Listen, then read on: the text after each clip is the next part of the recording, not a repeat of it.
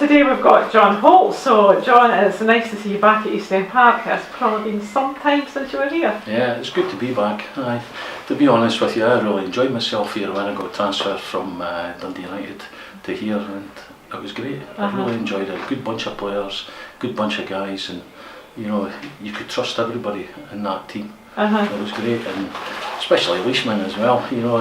After being at Dundee United, you've got a man that, like you say, Christine, that rules with an iron fist, Jim McLean. But when you came here, Leishman just made you relax. It was more a relaxed atmosphere, even though we were still pushing to get up the table. But it was good. I really enjoyed it. How did the move come about then?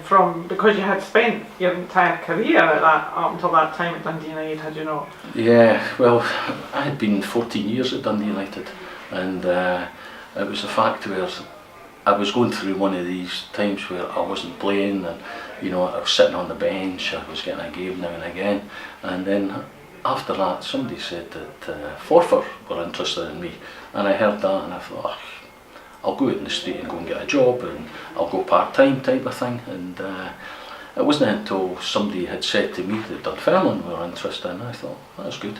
But at that time in 1987, we got to the final of the UEFA Cup against Gothenburg, and at the time people were saying to me, you're mad going to Forfar. And I says, well, if Dunfermline were to come in with an offer, I would certainly consider it, at that time. But it was good days. So at that time, Dunfermline were on the up again. Yeah. They had been promoted twice in succession. This was the first season that we were in the Premier League. Yeah. So it was probably a good time to come to Dunfermline. I felt as though it was a great time to come because there was a lot of good players there, like Norrie McCarthy, John Watson, wee Bobby Smith, Ross Jack, great players. Stuart Beattie, he stays in Australia now, but good bunch of lads, and it was like, I always felt as though at Dundee United it was a family atmosphere, but I felt here it was even more a family atmosphere, and what a laugh we had. It was great.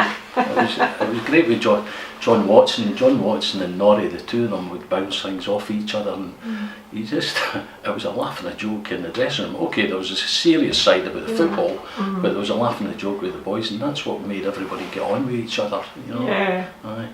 Was at that beginning of that season, I think it had been Gregor Abel that had been here with Jim Leishman, but then Ian Munro came in. So I take it they were totally different, Jim and Ian. The two of them were totally different without giving anything away. Okay, Minnie was, I think Minnie was Ian Munro, his nickname was Minnie, and I think he was the assistant manager come coach, and it was Minnie that did most of the coaching, and Big Jim just overseen it. He's overseen everything, but certainly, if he was not happy with something, Big Leishman would step in, and say, you can't do that, you need to do this, so in fairness to him, he was always given his place, Leishman. He always comes across, and people, players have said this before, that he was a great motivator. Aye. I could remember my first team talk, and I'm not going to say it was nothing about football, but I'll tell you, he really pushed me on. I thought, I'm going out there to win this game today, we're going to win this game. And Leishman had more or less said in the dressing room, you guys will win this game, you will win it, And like I say earlier on, it was a laugh and a joke, but God, we did. We beat I think it was Morton, we beat our first game 3-1, I think it was. That was Gary Riddle's debut as well, and myself, and it was great. Very good. What was it like then, playing at that time? Because you had, along the back four, you probably had, was it Graham Robertson or Bobby Robertson? Yeah. And Norrie. And you had Bobby Smith as Bobby well. Smith, Bobby Smith, aye. But Craig Robertson, he played in midfield, with Stuart Beattie. Good players. Robbo was always got himself forward, would always score goals. He was that type. He was a goal scoring midfield player. Whereas when I played at Dundee United in midfield, Jim McLean used to hold me back all the time. He wouldn't let me get forward. He would always. I was a holding midfield player, and I think Stuart Beattie was a wee bit like that here as well. And but at the times we got some good results. Norrie McCarthy was at the back, and then all of a sudden I signed as a left back. And then Leishman asked me one day, you fancy playing centre half? And like that, I just said, I wouldn't have minded playing centre half. And I played centre half for the whole of the season, and I really enjoyed it. I did. We got some good results. We beat Rangers here, you know, in the cup. And yeah, I was going to ask you about that was when Terry Butcher kicked the door in, you know, because he wasn't happy with the referee. But two great goals. I think it was Mark Smith that scored and John Watson scored, if I remember. Yeah, Mark's is debatable whether it was a cross or a shot. A shot, aye, that's right, that's right. I was in the same circumstances going back to Dundee United as well, with Kevin Gallagher against Barcelona. Was it a shot or was it a cross? Yeah. And he said it was a shot. Yeah. But no, that was a great result against Rangers out here. There was a fantastic crowd that day as well. Yeah. It was good because I felt as though coming here to East End Park, it was like being at Tannadice as well, because all the crowd were close to the pitch, and the same applied here, you know, as well as at Tannadice. It was good, and you could hear everybody, whether they're slaughtering you or whether they're encouraging you. You know, I thoroughly enjoyed it. Yeah. The game against Rangers and the Scottish Cup game, I think John Brown got sent off as well that day. That's right. Baller. But it was a game that was, I mean, you probably weren't expected to win, but you were also one of the most consistent players that we had playing for us.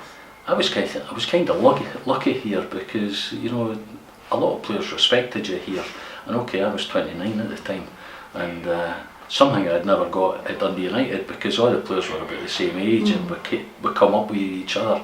But a lot of the players respected me here, the likes of Norrie, Bobby Smith as well, but Bobby had played down south. But I always got on well with these players, very good. But because that was our first season in the Premier League, the feeling was that, you know, we needed experienced players, and you were obviously an experienced player, and you brought that out in the team. Yeah. Because a lot of the players had never played at that level before. No, well that's right. I mean, I think that was one of the reasons why Leishman signed me, just being experienced and talking at the back as well, because Gary Riddle was there as well, you know, or Norrie McCarthy, and I would try and talk to the other players, you know, the midfield players and the other centre halves. But okay, I gave them a stick if they did something wrong, or kept them right, you know. But Bobby Smith was an experienced player as well, and I'm sure Bobby played that day as well. And I think we were route one at the time against Rangers that day, because I think the week before we stayed at St Andrews, St Andrews Hotel, and I'll tell you, it was the best week I'd ever had, because we were swimming, we were training, we were in the jacuzzi, and we were looking forward to this game. And see, before we went out, everybody was up for that game, you know, in the dressing room. And when we won it, I couldn't believe it. We beat Rangers, because at the times when Dundee United played Rangers, it was always a draw, or maybe they would win 1-0 or get beat 1-0 or that. But I thought, that's great, you know, let's build on this for the next games that are coming up in the season. So it was good. It was a bit difficult though that season, because it was the first one up in the Premier League, and you know, a lot of results didn't go our way. You know, and it was maybe hard going. It was. I mean, there's no doubt if you get beat one game in the dressing room, okay, the manager either slaughters a lot of the players, or he says, look, we've got a game next week, we've got to get up for this game. And it was up to Leishman to try and motivate you for the game. Okay, we would get motivated ourselves, because we were getting paid by the club. You've got to play, you know, and you've got to give 100%. Everybody that goes on that pitch must give 100%, and we did, you know. But some of the games, you know, we'd maybe get beat 1-0, and then we'd say, come on, there's the next game's next week, let's get up for that, and we'd get beat again. And then maybe the third game would get a draw or something like that. But it was a time where Dunfermline should never have been down there. They should have been up in the Premier League. You know, they should have been. But good times. Folk have said that a few times about us. We seem to have gone up and down a few times. That's right. Yeah. But we don't seem to have the staying power. Hopefully we'll eventually get that. Yeah. So When you came from Dundee United to here, was it a really big contrast between Dundee United and here? No, I wouldn't say so. I felt as though Dunfermline was still a big club, much about the same as Dundee United. And Billy Kirkwood, he signed at the same time as myself, but he didn't play that game against Morton, Gary Riddle and myself played. But he used to travel down in the car. Ross Jack, he signed as well. So there was 3 of us in the car. We would travel down. We bought a car off the garage next door, and I think we paid 400 quid for it. It had 60,000 miles on the clock, and when we were finished with it after the year, it still had 60,000 miles on the clock. But it was a great car, and you just put the foot down and it was away, and it got us here. It didn't get us any bother or whatever. But good times, even having the likes of Ross Jack. Ross Jack could score some goals, good striker, Ross just needs one chance and he'll score, and he's taken them that year. As a full-back stroke defender, you didn't score many goals for us. You scored 2. I scored 2 goals against Dundee, I think it was. Am I right? You scored 1 against Dundee, and your second goal was against Meadowbank before you left. I thought that we played Dundee here, at home, and we won 5-1. 6-1. 6-1. I'm sure I scored 2 goals. Oh well, you're only credited with 1. I know. I'm sure I scored 2 that day, but I could be wrong. Can you remember any of them? I remember one was a tap in, and the other one was a back post, I think, if I recall. Okay. I could be wrong though. I could be wrong. You weren't probably well known for scoring goals. No, really. Like I said earlier on, Christine, I was more a holding sort of midfield player, and I was surprised I was in the box because I was playing centre half. I'm sure it was a corner that came in, and I was thinking, will I run back and defend, or will I stay here? And the ball got played out wide. I can't remember who played it in. I think it was Mark Reid. I think he played it in. Wee Mark, who came from Celtic. Mark Smith, I'm saying Reid. He played it in, and I got to the back post and just scored. So. At the end of that season, we were relegated, which was probably a huge disappointment. Yeah. But Leishman vowed at the end, and I think the last game of the season was Celtic away, and they vowed that we would be back. Yeah. Had you ever been relegated in your career before? No, never. So was that a first? It was. I felt as though it was a slap in the face to the club, because at that time there was good players at the club. Everybody worked hard, and Leishman had more or less said that in his team talks. We shouldn't be down here. We shouldn't be in this position. If we win this game, it'll lift us a bit further up the league, and we'll not get relegated type of thing. But Leish, I would say, he was a motivator, because he was, no doubt about it. Him and Ian Munro were good in the dressing room, very good in the dressing room with the guys. And like I say earlier, everybody could trust each other. Yeah. The following season back in the league below, and then you didn't play too much at the beginning of that season. I didn't, because I had a hamstring problem at the time, and I think Leish was getting a settled back 4 as well. I think was Norrie was still here at the time, and I think Gary Riddle was playing, and the 2 of them were sort of settled at the back, and it was a fight for me to get back in the team after I had my hamstring problem. But it was still niggling away at us, and I felt as though I couldn't train, but I eventually came through it. But you go through pain, there's no doubt about it. You go through the pain just to play the games, and I think I played a couple of games, I think 2 or 3 games, and then Leishman said to me one day, he says, Dundee have made an interest in you. I says, oh aye. What do you think? I says, well, what do you think? You're the manager, Obviously, I would say me coming down to Dunfermline every day, for training, but I'm enjoying it here. And he said to me, well, I don't think you're enjoying it as much. And he says, what I'll do is I'll speak to Angus Cook. He was the chairman of Dundee at the time, and Angus Cook phoned me and asked me if I would come to the club. I says, well, it's up to Leish, he's the manager. And he asked me again, and I says, aye, I'll go back. And that was it.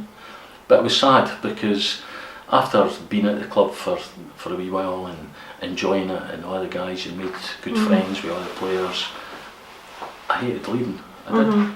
And now when I come down, you know, I've been down to the club since I last played, you know, twice, maybe 3 times. And when you come down, you meet people like yourself, people like cameramen as well, and it's really good, friendly people. Yeah. That's good. So, I think people will look back on your career here as being, you know, a player of experience, and that was really, really consistent. I think most fans of that era will say that you were one of the most consistent players that we had at that time, that season. Well, the Dunfermline press, they used to give you points. I think it was to each player if you had played well. I can't remember now, but you used to get like a wee glass, you know, from Dunfermline press, and come the end of the season, if you won it, you know, they gave you money to go away on holiday, or they would book a holiday for you. And I think it was the first time I'd ever won anything, you know.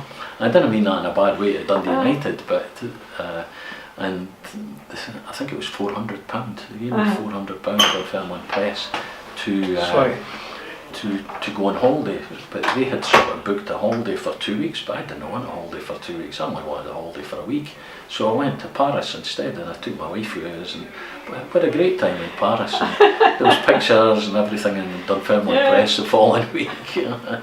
It was very good. It was good. And Mark Smith, he was close, and I think I beat him by 1 point. I was lucky that year. So you carried on to Dundee after you left here. I mean, what happened after Dundee?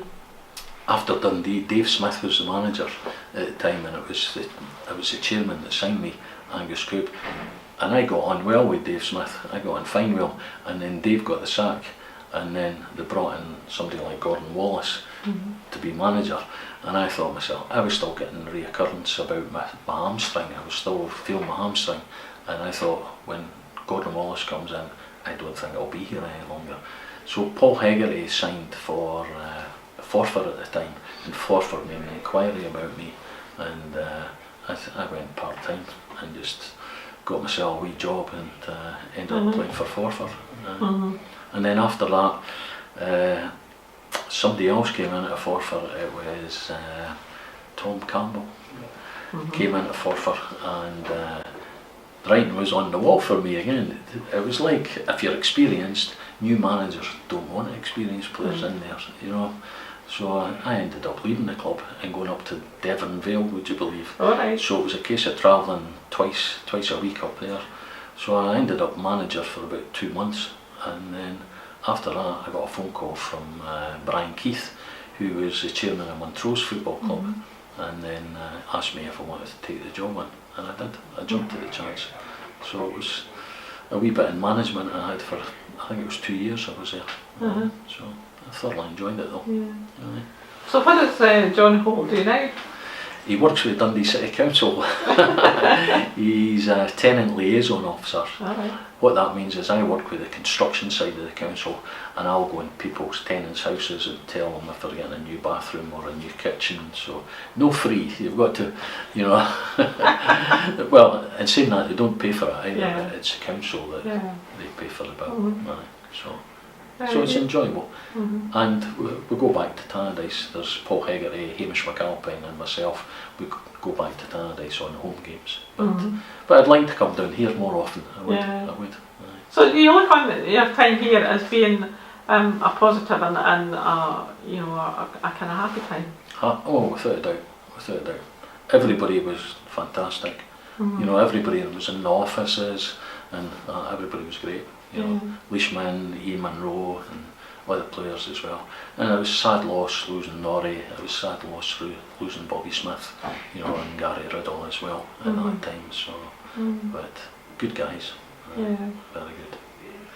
Well, John, it's been lovely speaking to you. Lovely speaking to you. Thank you very much for doing so for the Heritage Trust. Oh,